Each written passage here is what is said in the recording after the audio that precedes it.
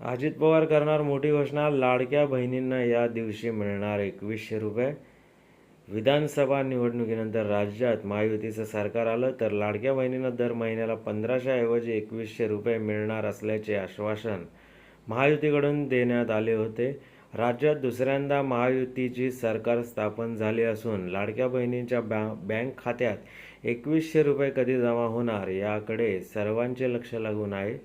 तर आता याबाबत एक मोठी अपडेट समोर आलेली आहे.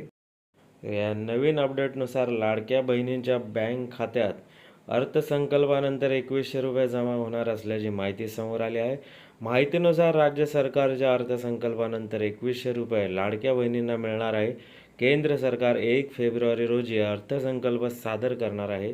त्यामुळे लाडक्या बहिणींना फेब्रुवारी महिन्यात 2100 रुपये मिळणार नाही, तर मार्च महिन्यात राज्याचा अर्थसंकल्प सादर करण्यात येणार आहे. यावेळी लाडकी बहीण योजनेबाबत उपमुख्यमंत्री तथा अर्थमंत्री अजित पवार मोठी घोषणा करू शकतात आणि एप्रिल 2025 पासून लाडक्या बहिणींना 2100 रुपये मिळू शकतात, अशी चर्चा सर्व राजकीय वर्तुळात सुरू आहे.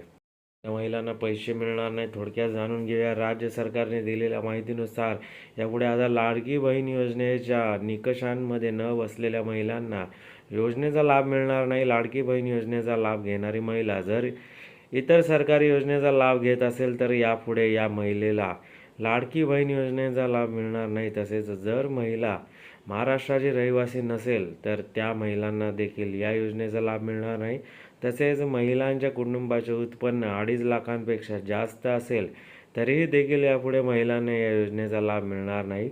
याचबरोबर जर महिला सरकारी विभागात कार्यरत असेल तरी देखील महिलेला लाडकी बहीण योजनेचा लाभ मिळणार नसल्याची माहिती सरकारकडून देण्यात आली आहे. मित्रांनो, अशाच ताज्या घडामोडी जाणून घेण्यासाठी आमच्या चॅनलला आत्ता सबस्क्राईब करा. धन्यवाद.